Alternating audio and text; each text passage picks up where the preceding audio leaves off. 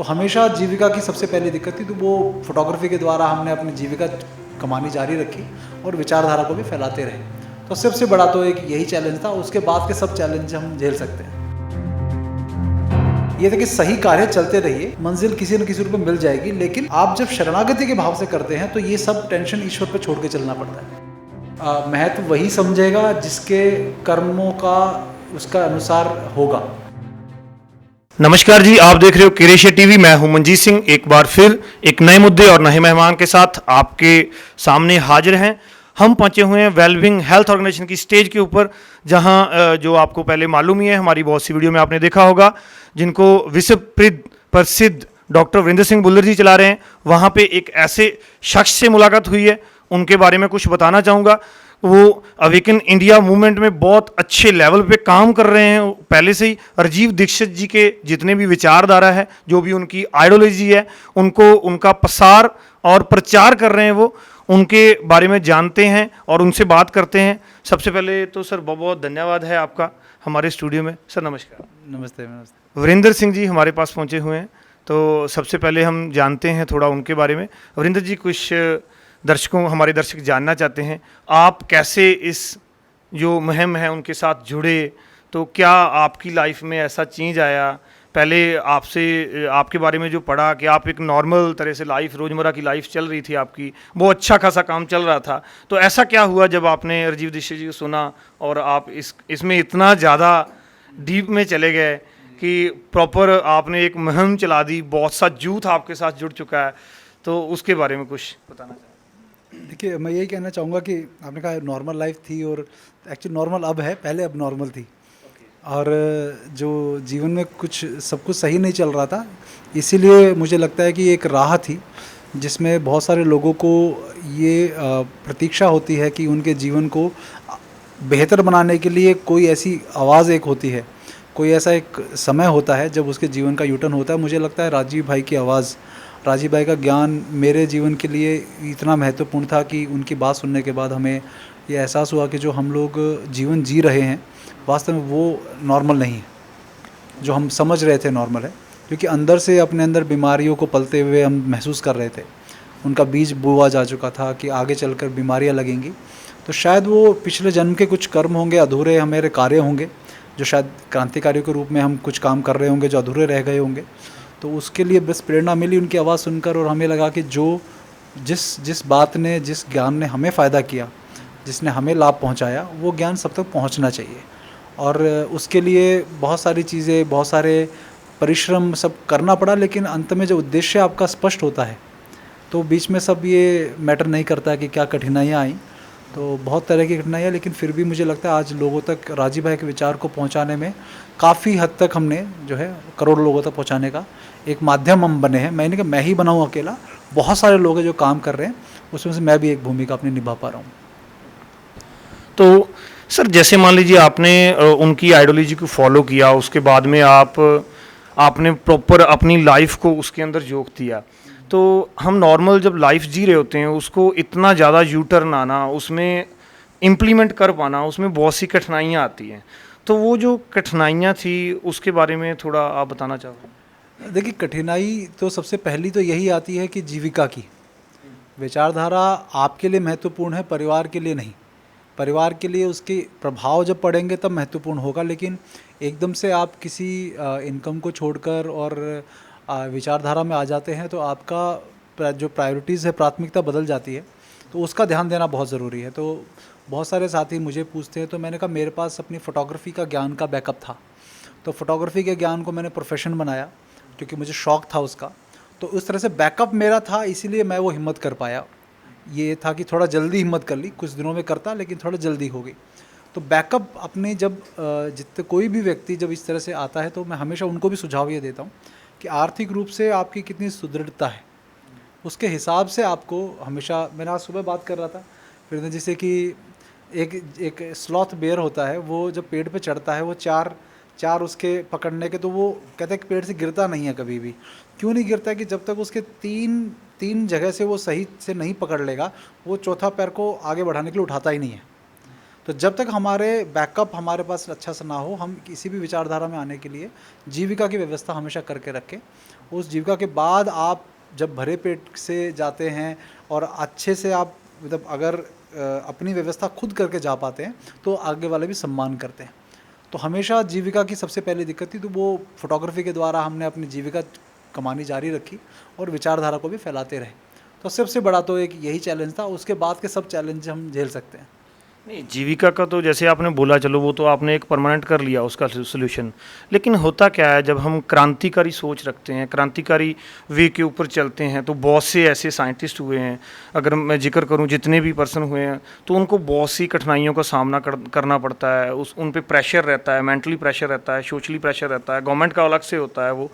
तो उसको आप किस एंगल से देखते हो, किस नज़रिए से देखते हो? नहीं, उसके लिए आपको अध्यात्म के सहारा लेना पड़ता है, क्योंकि यदि आप शरणागति के भाव से अगर काम नहीं करते, आपको ये लगता है कि आप दुनिया को ठीक करने का ठेका आप ही को मिल गया है, तब आपको टेंशन होती है, तब आप प्रेशर भी समझते हो अपने माइंड पे।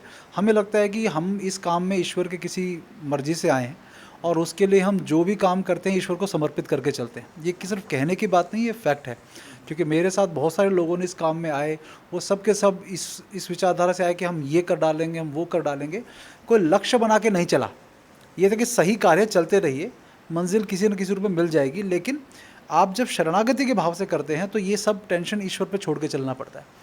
तो ये जो नाव है हमारी, ये ईश्वर संभाल रहा है, हम केवल उसमें अपना रोल अदा कर रहे हैं। क्रांतिकारी सोच जैसे आपने अपनाई, इसके लिए क्या होता है, जैसे मैंने सर बॉसी राजीव दीक्षित जी की वीडियो देखी है, आपकी वीडियो देखी है, उन्होंने हेल्थ के ऊपर भी बात की है, हेल्थ के बारे में बहुत ब्रीफली एक्सप्लेन भी किया है, आयुर्वेदा को एक्सप्लेन किया है, तो वो सही भी है कहीं हद तक। अगर मान लीजिए हमारे पास सेहत ही नहीं है तो हम क्रांतिकारी सोच नहीं रख सकते।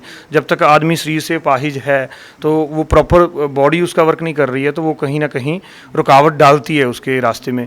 तो मैंने बहुत सी वो वीडियो देखी उनकी, आयुर्वेदा को तो आप प्रमोट कर ही रहे हो, तो मैं जानना चाहता था कि आप जैसे आज वेलबींग हेल्थ ऑर्गेनाइजेशन के मंच पे आए हो आप, तो नेचुरल हेल्थ साइंस को आप किस नज़रिए से देखते हो, क्या फिलॉसफी है आपकी?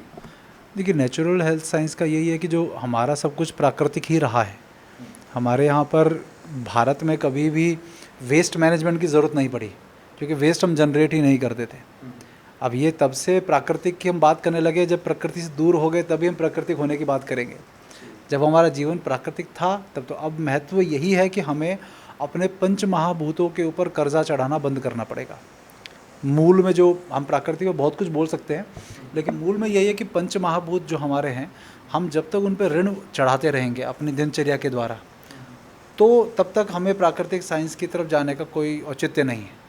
बात बड़ी बड़ी करने से कोई औचित्य नहीं है। तो इसका महत्व इतना है कि आप लोग अगर जिस दिन हमारे पंच महाभूतों को सुरक्षित हमारे पूर्वजों ने हमारे लिए रखा, हमारी जिम्मेदारी बनती है कि उसी रूप में हम आगे पहुंचाएं। नहीं पहुंचा पा रहे हैं तो हम पिछली से बेहतर पीढ़ी यदि नहीं बन रहे हैं तो फिर गड़बड़ है बहुत बड़ी।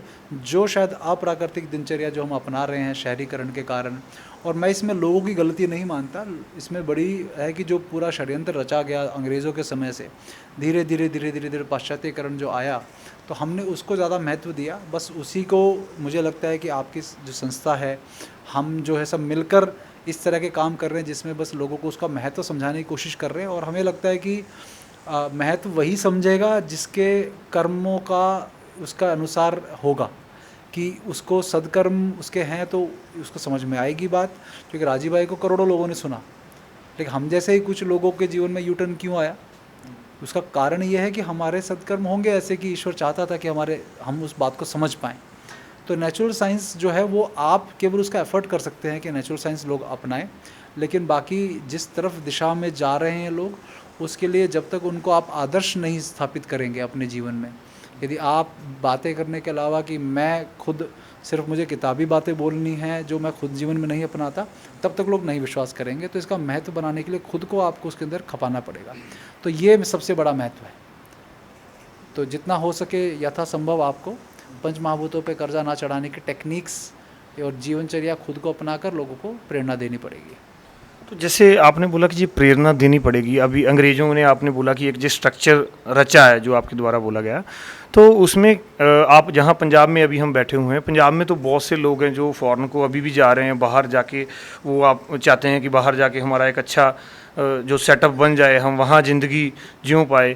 तो आपका क्या राय है कि हम किस तरह से उनको गाइड कर सकते हैं, उन तक अप्रोच कैसे की जा सकती है, ताकि उनके माइंड में जो एक प्रॉपर परसेप्शन बनी हुई है उसको तोड़ के जो आप आइडियोलॉजी जो आप बोल रहे हो राजीव दीक्षित जी की, उसको किस तरह से उसके अंदर डाल सकते हैं? देखिए वो तभी आएगी जब उन लोगों को ये समझाया जाए, कड़वे रूप में समझाया जाएगा कि आपको जो आपकी पीढ़ियां हैं, जब आप विदेश में जाते हैं वहाँ पर आप किसी दूसरी जलवायु में अपने आप को जब आप ढालते हैं, लेकिन उसका सबसे बड़ा प्रभाव पड़ता है कि जब आपके बच्चे हैं वो उस जलवायु में, उस माहौल में, जो माहौल उनके डीएनए के हिसाब से है ही नहीं, उसमें जब बड़े होते हैं तो आपके बच्चे के बाद जो उन बच्चों की जो पीढ़ी है वो वर्ण संकर होने की सबसे बड़ी संभावना है। और अगर पीढ़ी वर्ण संकर हो गई, वर्ण संकर का अर्थ है कि जिसमें आपने अपनी नस्ल को किसी जैसे विदेश कहते हुए, पहले विदेश यात्रा मना थी, समुद्र पार करने की मनाही थी। क्यों मना थी? कि आपका खाना भोजन के अलावा आप वहाँ जाकर किसी से आपका संबंध हो गया और आपने संतान ऐसी पैदा कर दी कि जो विदेशी आपके गोत्र के हिसाब से नहीं है, आपके क्रोमोसोम्स के हिसाब से, आपका जो डीएनए स्ट्रक्चर या जो पूरे आपकी लीनियज चली आ रही है के हिसाब से नहीं है, तो वर्ण संकर पैदा कर दिया। तो वर्ण संकर पैदा हो गया तो आपने अपने पूर्वजों की पूरी मेहनत को ख़राब कर दिया।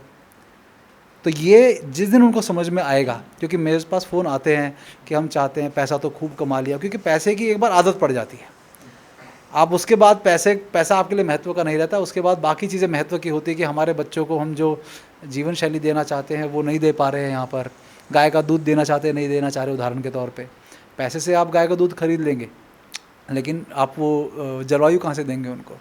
तो जो करोड़ों सालों से हमारे डीएनए में जो इन्फॉर्मेशन है, विदेशों में जाने के बाद वो इन्फॉर्मेशन वो कंफ्यूज हो जाती है कि अब किसके हिसाब से काम करें। तो ये सबसे बड़ी चीज़ मुझे लगता है समझाने की आवश्यकता है कि अपनी माँ में अभी को कमी है तो पड़ोस की माँ को माँ नहीं कहते हैं।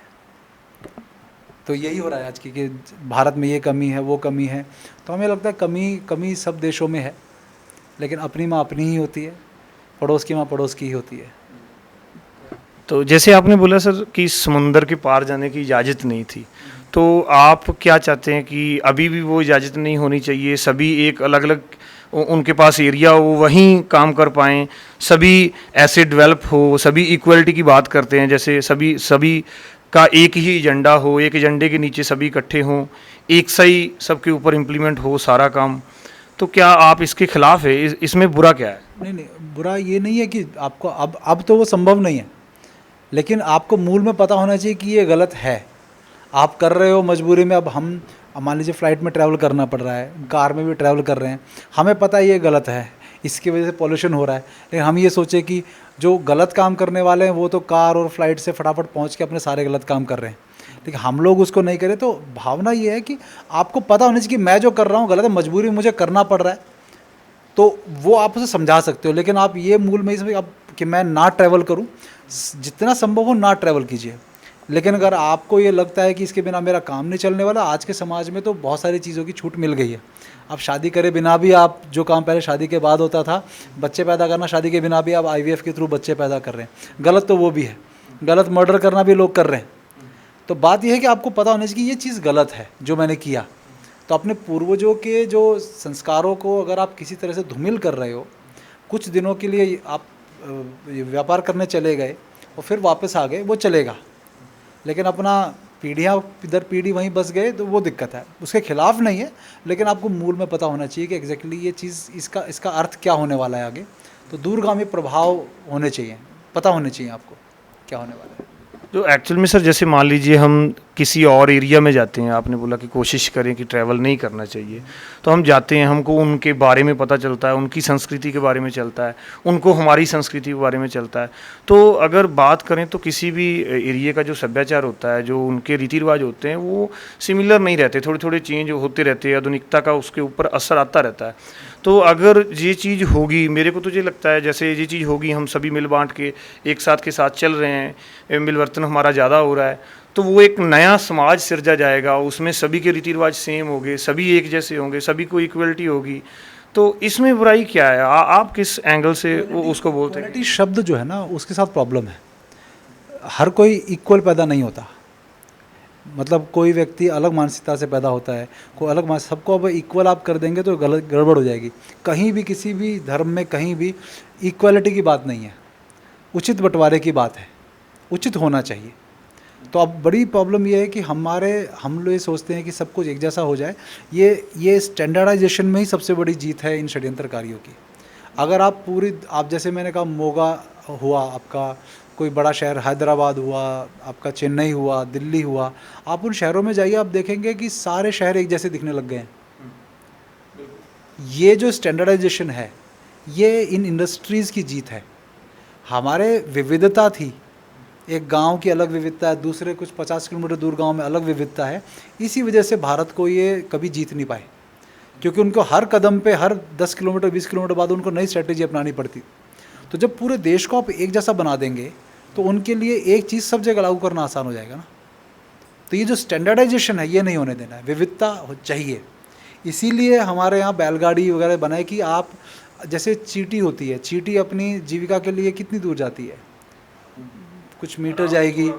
पक्षी कितना दूर जाता है, उसकी भी परिधि सेट है।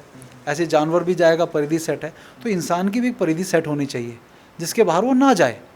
वो पूरी दुनिया को अपना गांव नहीं मानता, तो वो गांव को पूरी दुनिया मानता था।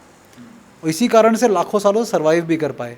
अब आप देख लीजिए अब क्या हाल हो गया कि कोई भी व्यक्ति दूसरे की जीविका पे कब्जा करे। जब आप कहीं शिफ्ट होते हो, मूल में मैं बता रहा हूँ, अब के हिसाब से तो वो सब बदल गया, लेकिन मूल पता होना चाहिए कि कोई व्यक्ति जब कहीं शिफ्ट होता है तो वहाँ जाकर वो किसी दूसरे की जीविका पे कब्जा भी करता है ना।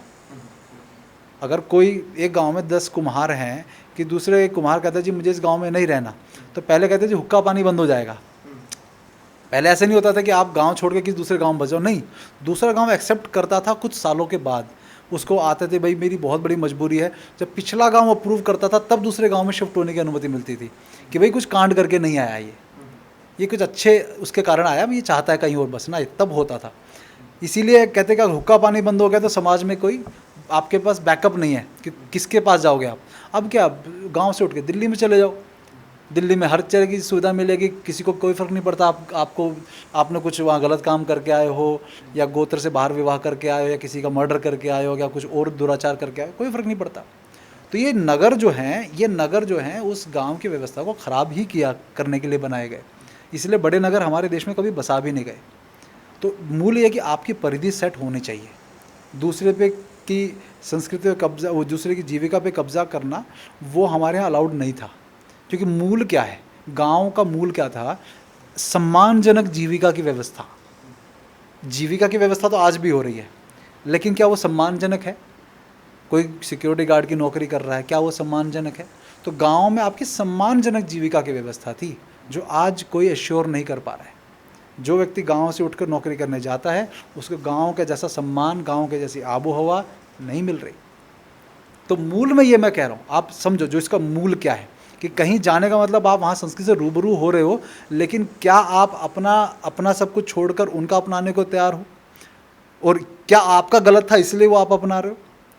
आप दूसरे का अपनाने का तब जब आप में कुछ कमी हो। जैसे बहुत सारे लोग बोलते हैं शादी करने की क्या ज़रूरत है।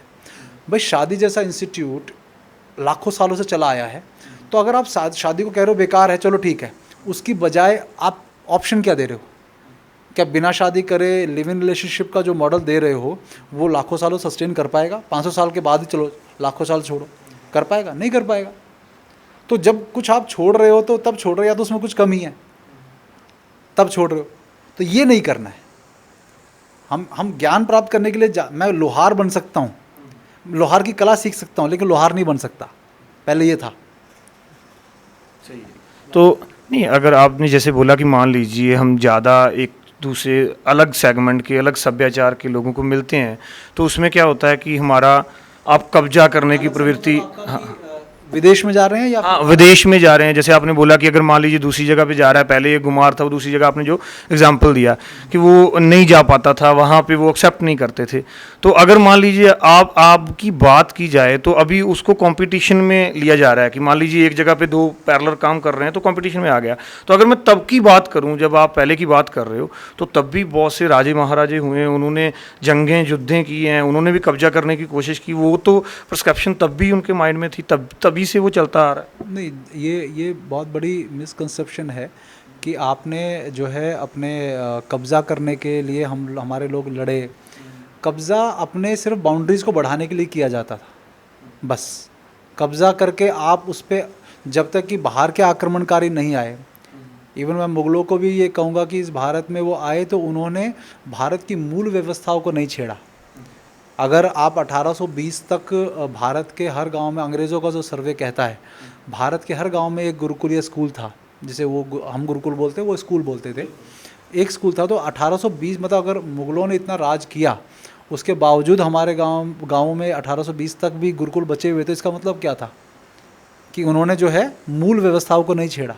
उन्होंने कब्ज़ा किया, उन्होंने मारकाट मचाई, धर्म परिवर्तन करना चाहा, वो सब कर लिया, लेकिन उन्होंने ये नहीं कहा कि पंचायती सिस्टम ख़त्म कर दो।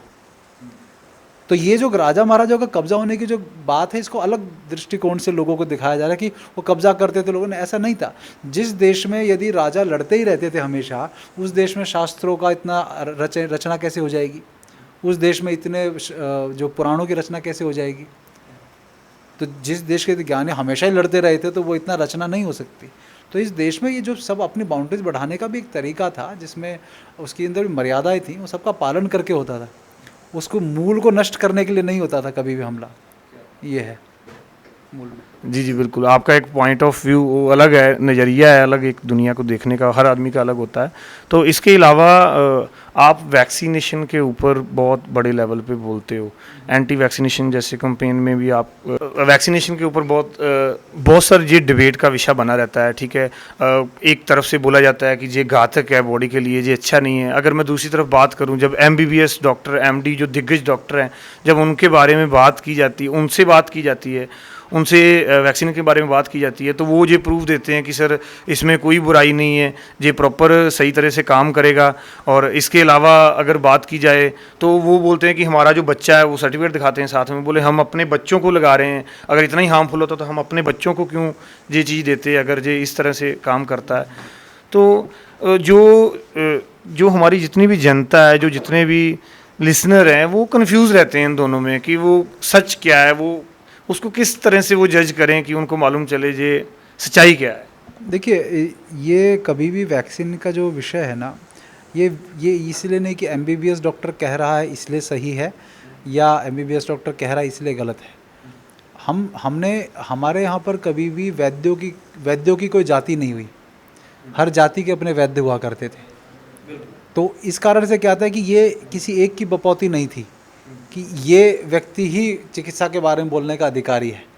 जब से ये डिग्री बनाकर अंग्रेज़ों के बाद से उनके हाथों में थमा दी गई कि इस बारे में, चिकित्सा के बारे में बोलने का अधिकार इसको है, न्याय के बारे में बोलने का अधिकार इसको है, जब से ये थमा दिया गया, इनको ठेकेदार बना दिया गया, तब से सबसे बड़ी प्रॉब्लम है कि आपको फिर क्या करना है कि सिर्फ उस एक ठेकेदार को पैसा खिलाना है, या उसको डराना, धमकाना, लालच, जो जिस भी तरीके से अपनी बात बुलवाने के लिए उसको तैयार करना है, उनको इंसेंटिव्स देने हैं, तो वो वही बोलेंगे जो उनके मुनाफे की चीज़ है। अगर उसका ज़मीर मर चुका है तो वो केवल जो उसने पढ़ाई को करने में जो करोड़ों रुपए खर्च किए हैं, जो 5-6 साल लगाए हैं, उसको रिकवरी करने का अगर उसका पर्पस है कि मैं उस पैसे को रिकवर करूं, क्योंकि लोन से शायद पढ़ाई की है, या उसने बहुत सपने हैं उसके माँ बाप की कि भाई हम तेरे लिए 1-2 करोड़ रुपए लगा रहे हैं तेरी पढ़ाई में, तो भाई जब तू पढ़ लेगा तो फिर कमाई भी अच्छी करके देगा।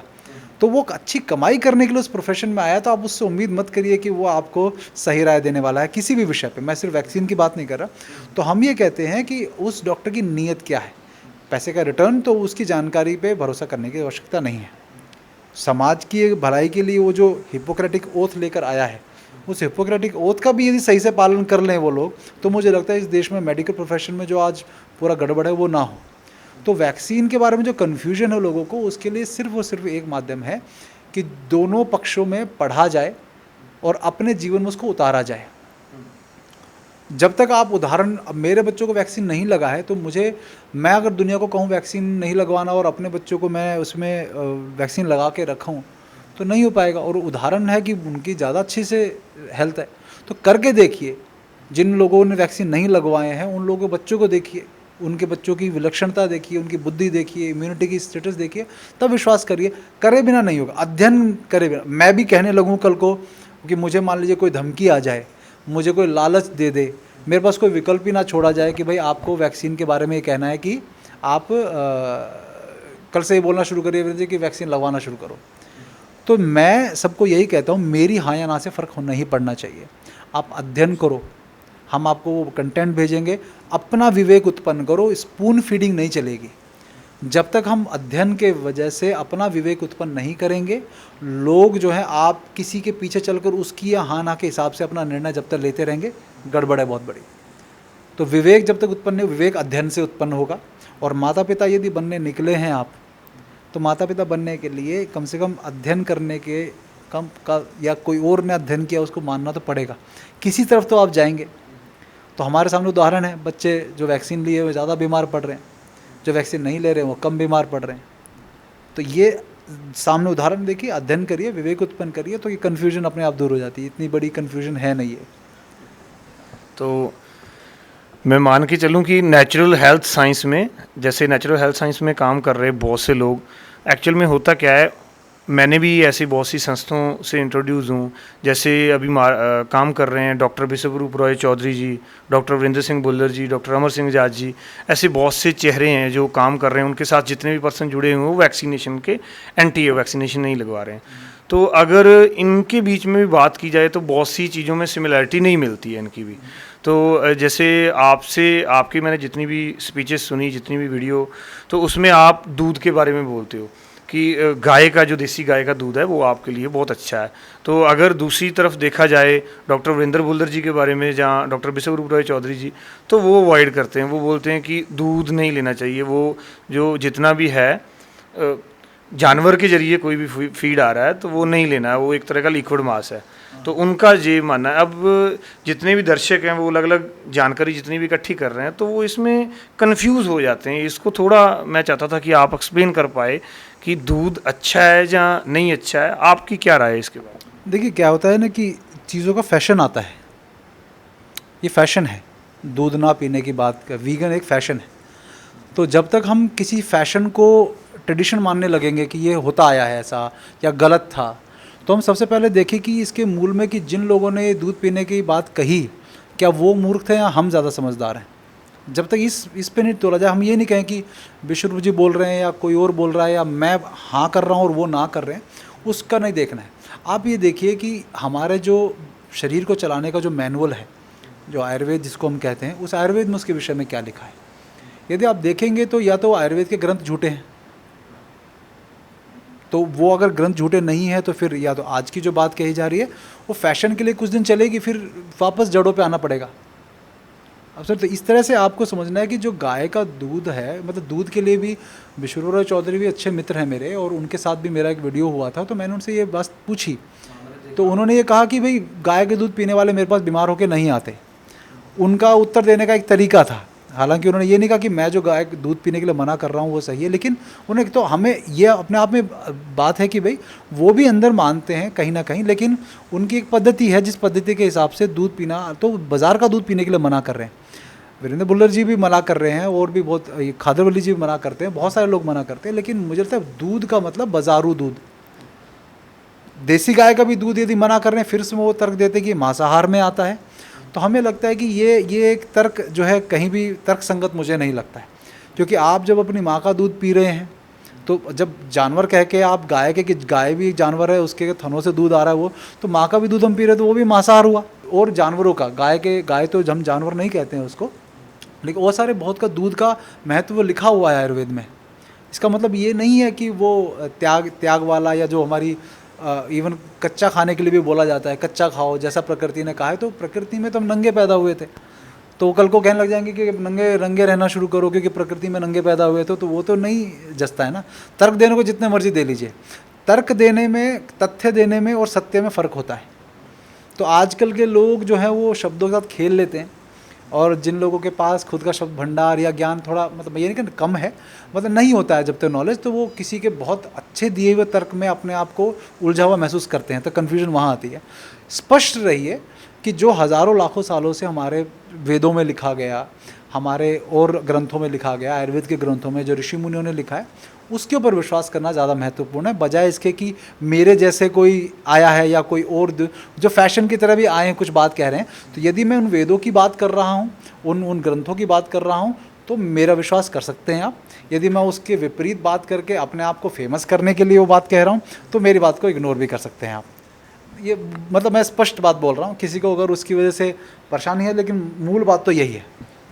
उसमें ये चीज़ बोली जाती है ना, मान लीजिए जैसे आपने माँ के दूध की बात की कि वो जैसे एक इंसान का दूध है वो उसके बच्चे के लिए है, जैसे भैंस का दूध है वो उसके बच्चे के लिए है, तो ऐसे ही हम गाय को माता मानते हैं।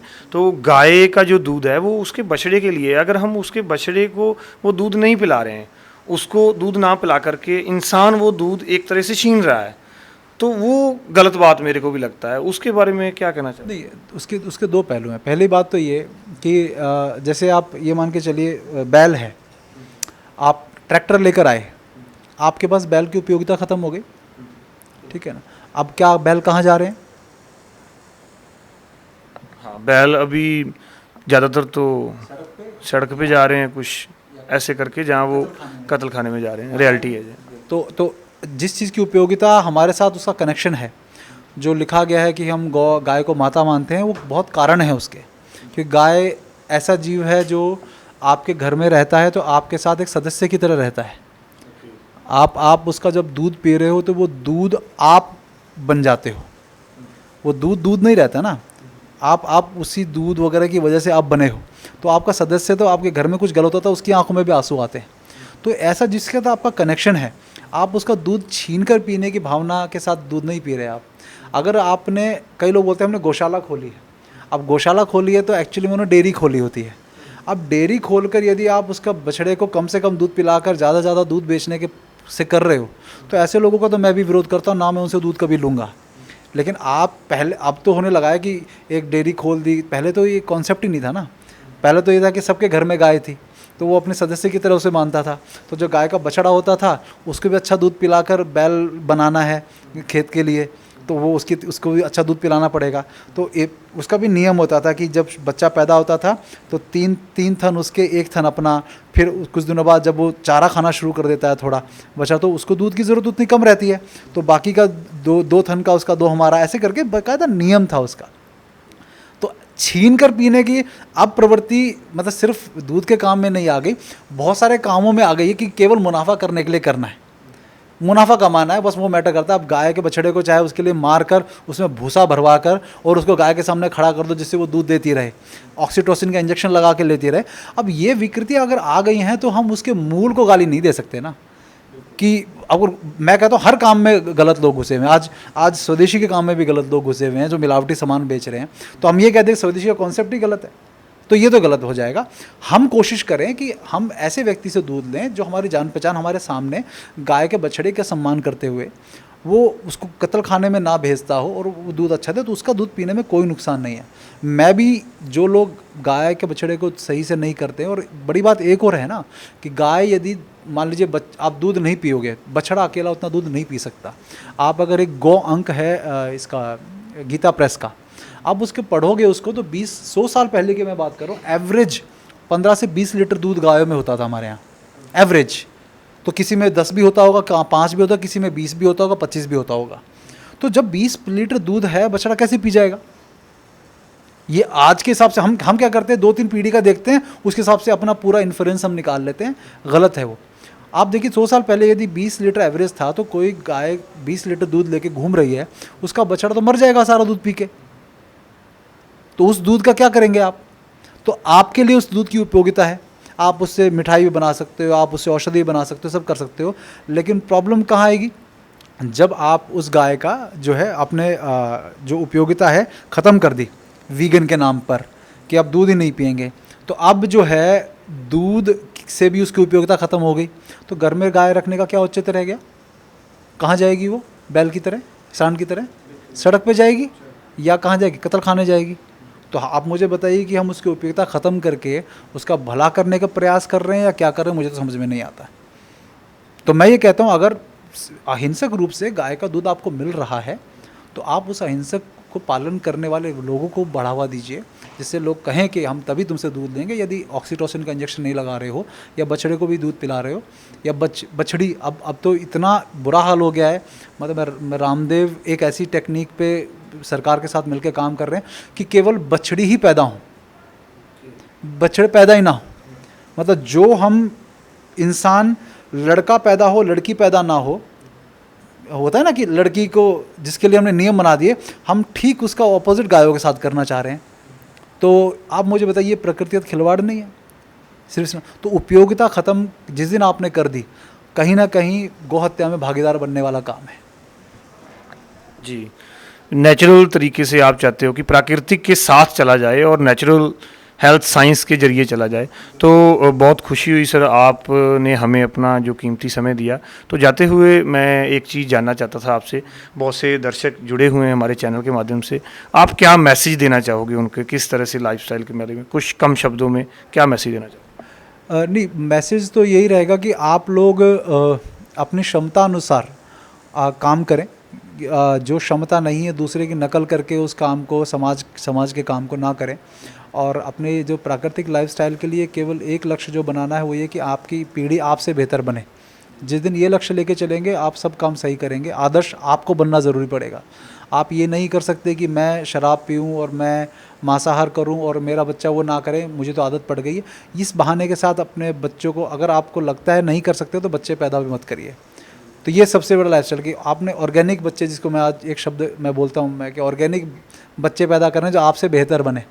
तो उसका प्रयास इसके बिना नहीं हो पाएगा जब तक आपके मन में ये प्रेरणा नहीं होगी। आपकी पीढ़ी से बेहतर पीढ़ी बनाने का प्रयास करना है, जो पूरी सृष्टि उसी काम में लगी है। आप समझिए, एक छोटे फूल पत्ते से लेके, एक मकड़ी से लेके, और सबका एक ही उद्देश्य है कि आपकी पीढ़ी तक आपके जो जेनेटिक कोड है वो ट्रांसफ़र हो जाए।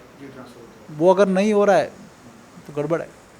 तो ये मैसेज देना चाहते हैं, वो प्राकृतिक लाइफस्टाइल से ही हो पाएगा, अप्राकृतिक से नहीं हो पाएगा। जी वीरेंद्र जी, बहुत बहुत खुशी हुई आपसे बात करके, आपने अपना कीमती समय दिया, तो बहुत बहुत धन्यवाद आपका भी। तो ये थे वीरेंद्र जी। आपको हमारी बातचीत कैसी लगी, अपनी जो राय कमेंट सेक्शन में बताना मत भूलना। और अगर हमारी ये अप्रोच आपको अच्छी लग रही है, ये जानकारी अच्छी लग रही है, तो हमारे चैनल को लाइक, सब्सक्राइब और शेयर करना मत भूलना।